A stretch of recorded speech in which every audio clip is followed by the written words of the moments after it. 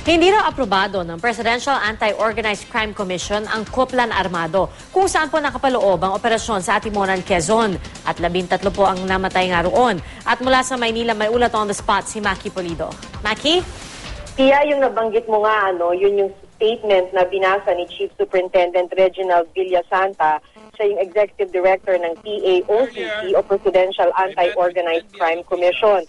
Doon nga sa statement na yun, sinabi niyang hindi inaprubahan ng PAOCC ang Case Operations Plan Armado.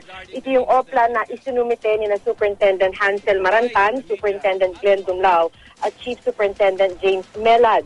Bahagi ng COPLAN na ito ang police military operation sa isang checkpoint sa Atimonan, Quezon, kung saan 13 ang namatay. Kahapon, sinabi na ni Justice Secretary Laila De Lima na hindi shootout ang naganap sa Atimonan noong January 7. Sabi ni Villasanta, nagbigay ng 100,000 pesos ang PAOCC, pero para sa case build-up o intelligence, hindi daw para sa operation.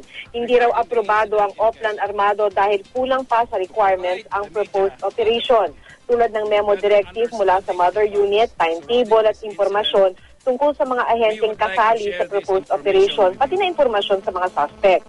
Sa isang statement dati, sinabi na ng PAOCC na kahit pa di aprobado ang Koplan Armado, may kapangyarihan pa rin ang Region 4 Police na magsagawa ng operasyon.